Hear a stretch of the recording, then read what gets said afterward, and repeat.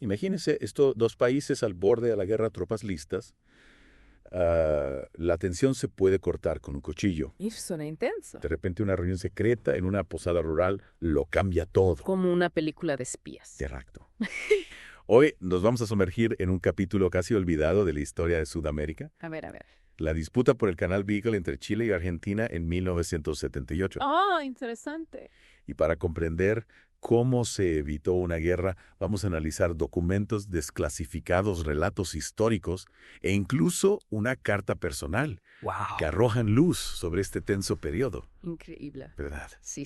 Tendremos acceso a material de primera mano para comprender cómo se tejió la paz en las sombras. Me fascina la diplomacia secreta. Es como un juego de ajedrez de altísimo riesgo, donde un movimiento en falso puede tener consecuencias devastadoras. Empecemos por el principio. Para entender la importancia de esta reunión secreta, primero tenemos que comprender la disputa del Canal Beagle. De acuerdo. ¿Puedes contarnos un poco sobre el origen de este conflicto? Claro, la disputa por el canal Beagle y las islas adyacentes se remonta a principios del siglo XIX, con reclamos superpuestos de soberanía entre Chile y Argentina. Ya veo. Ambos países consideraban las islas estratégicamente importantes. ¿Por qué? Por su ubicación en el extremo sur del continente, Claro. pero también por el acceso que brindaban al Océano Atlántico y al Pacífico. Ajá. Por el paso, exactamente.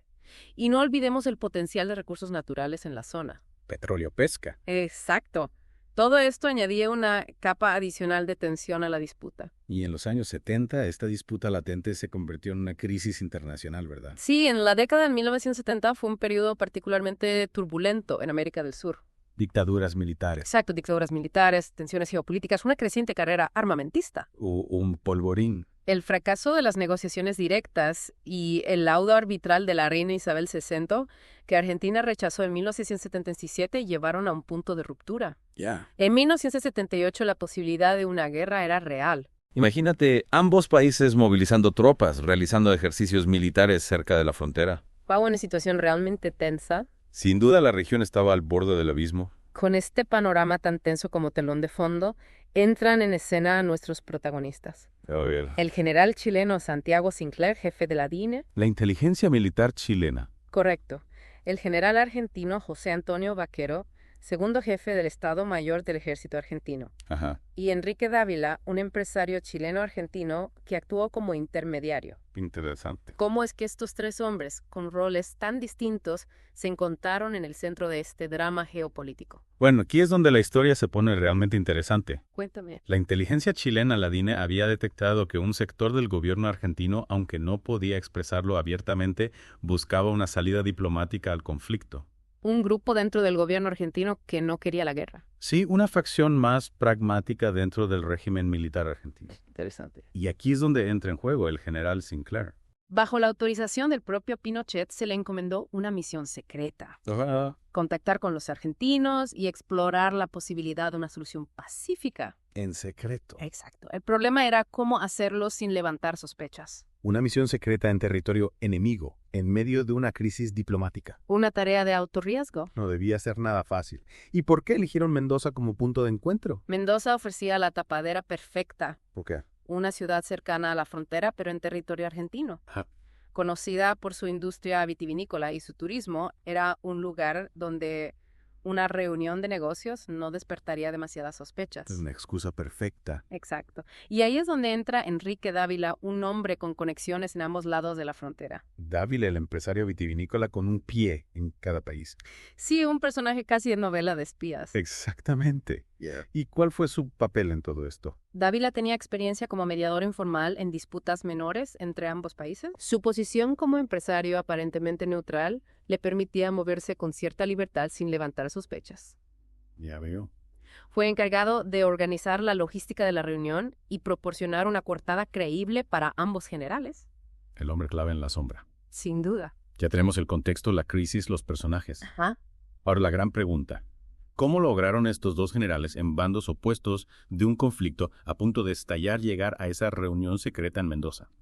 Ambos tuvieron que recurrir a estrategias ingeniosas, incluso arriesgadas, para llegar a Mendoza sin ser detectados. Por ejemplo. Imagínate al general Vaquero, un alto mando del ejército argentino, viajando bajo la falsa identidad de Carlos Rivas. Carlos Rivas. un supuesto vendedor de maquinaria agrícola, documentos falsos, una historia inventada. ¡Wow! Todo para no alertar a los sectores más belicistas de su propio gobierno. Una operación de alto secreto. Sin duda. Y mientras tanto el general Sinclair cruzaba la cordillera de los Andes en un auto civil, acompañado por agentes de la DINA encubiertos. Un viaje clandestino. Que podría haber salido mal en cualquier momento. Exacto.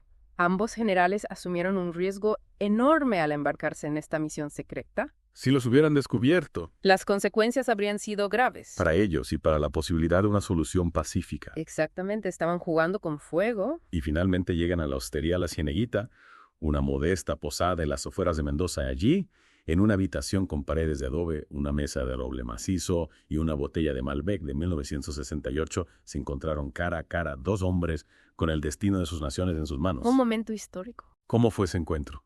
¿Cómo se desarrolló la conversación entre Sinclair y Vaquero? Esa es una historia para la segunda parte de nuestro análisis. Nos quedamos con la intriga. Volveremos en un momento. Volvamos a esa habitación en la serie La Cieneguita. Dos generales cara a cara. Un Malbec sin abrir. La tensión debía ser enorme. Imagínate, dos generales acostumbrados a dar órdenes, no a negociar en secreto. Desconfiando el uno del otro. Claro, cada uno tratando de evaluar la posición del otro sin mostrar debilidad. Como un juego de ajedrez. Entonces, De altísimo riesgo. donde cada movimiento puede tener consecuencias impredecibles. Y en este caso con miles de vidas en juego. Sin duda. Y aquí la personalidad de cada uno entra en juego. ¿Cómo así? Vaquero era conocido por su pragmatismo. Quería evitar la guerra, pero no a cualquier precio. Sinclair, en cambio, era un estratega.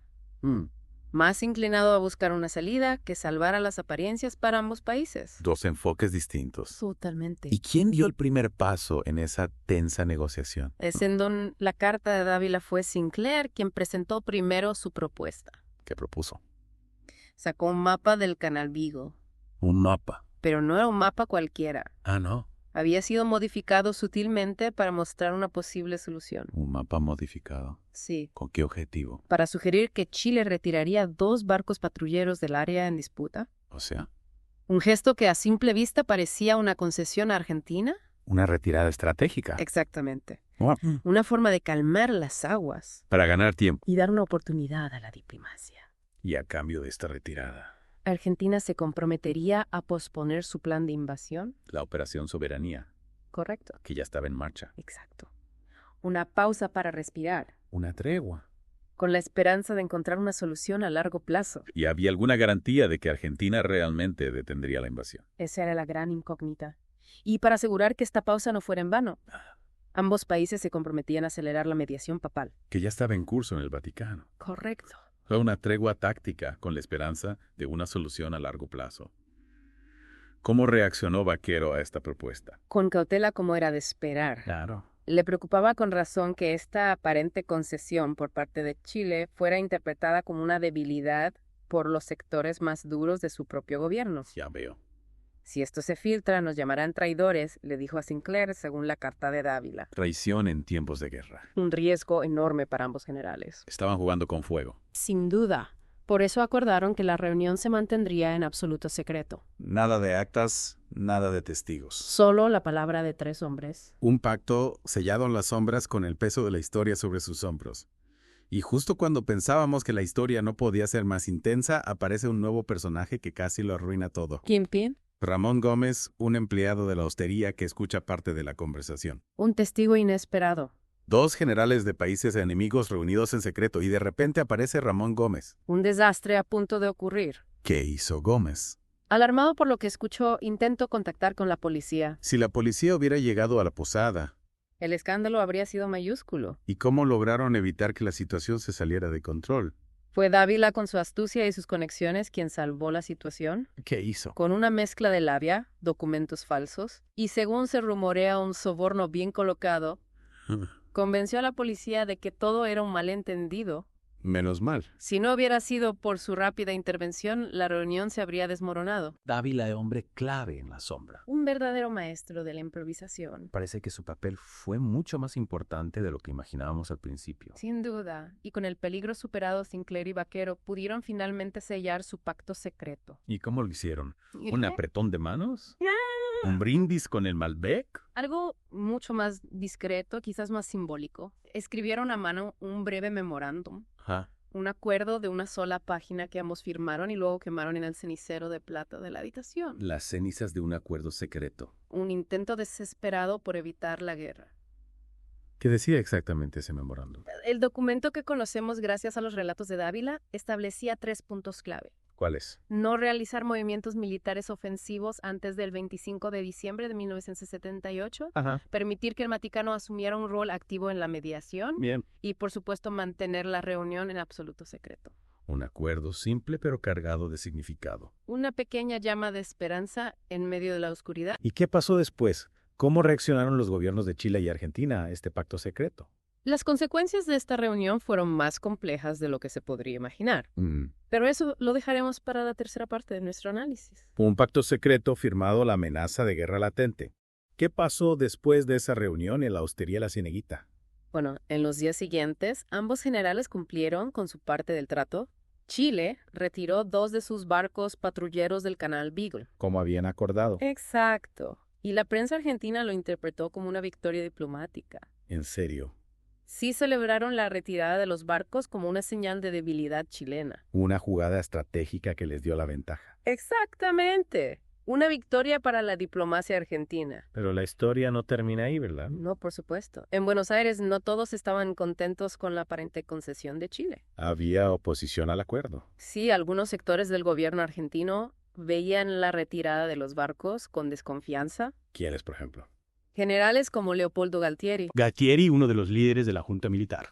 Exacto, Galtieri y otros generales de línea dura presionaban para que Argentina continuara con la Operación Soberanía. A pesar del acuerdo. Sí argumentaban que era el momento perfecto para tomar el control total de las islas. ¿Y qué impidió que Argentina lanzara la invasión? Aquí entra en juego un factor externo que inclinó la balanza a favor de la paz.